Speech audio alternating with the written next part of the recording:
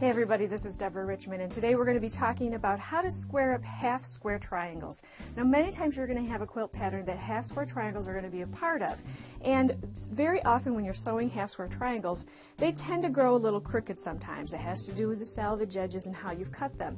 So it's very important that before you put a half square triangle block into a quilt a larger quilt block, that you square them up so that your block goes together nicely. So you can see that I have some blocks here that are not square. Now, did I do this on purpose for the demonstration? Sure. So we're going to square these up. What you're going to need is you are going to need a ruler. What I'm going to use today is a 6-inch ruler, and this one happens to be from Omnigrid. And I like a square ruler because if you use a longer ruler, it can be kind of bulky as you do a lot of turning if you have a lot of blocks to do. So what we're going to do is use a smaller one. What I'm going to do is I've pressed my square, my half square, my piece, and I am going to take some of the glow line tape that we've talked about before, but this is by Omnigrid as well. And this is tape that allows you to tape something to your ruler without ruining it. It will not leave adhesive on there. So I am going to tape off. I want to square these up to 4 inches. So I am going to tape off 4 inches this way, and I'm going to show you this in a minute.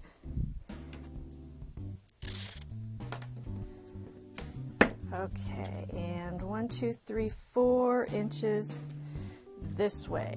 Now let me go ahead and just cut off some of these little pieces of tape that we're not going to need. And again, there's not a lot of adhesive on this glow line tape, so it's going to be good stuff. It's not going to leave sticky residue, even if I used my rotary blade to cut that a little bit. Okay, so with a half square triangle, the trick of squaring up this triangle is that you want to make sure this line always stays in the center. So let's start with this triangle, and we're going to square this off. This is much larger than the 4 inches that I want it to be, so we have plenty of room to square off. What's very important is when we square this block off, we always want this running seam to be right down the center of the block, corner to corner. Now, some of the rulers, and this one does, it has a line that does go all the way corner to corner. So when I'm cutting in this direction, I can go ahead and line that up right on the seam. I'm going to pull it over, so I've got a little bit extra there because I want to start out with this seam being very straight. Okay.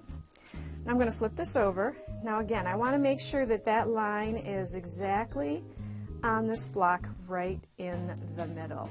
I also want to make sure that, of course, the seam will then hit right at the very corner of my 4-inch space. So block is at the corner, the seam goes here, here's the edge. I'm going to cut it there. Now when I go this direction, I don't have the same line, so I'm just going to try to make sure I eye it. I want to make sure that I'm going to start here. I want that seam to be right in this block, right on the corner, and so I can see now the seam goes all the way here, right to the corner. So I'm going to go ahead, place that just right.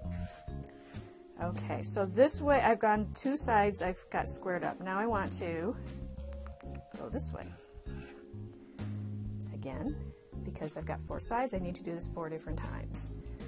Okay, making sure that I'm looking right here that the seam goes from corner to corner, and then I can square up. Okay, so when you're finished, you should have a 4-inch block that when you measure it onto the mat, was often what I double check, or to pull another rule over just to make sure to double check your sizes and your numbers, that you have exactly the square. So now you can see, of course, that something like this is going to not be fit into a block as nicely as something like this. And there it is. That is how you square off a half square triangle.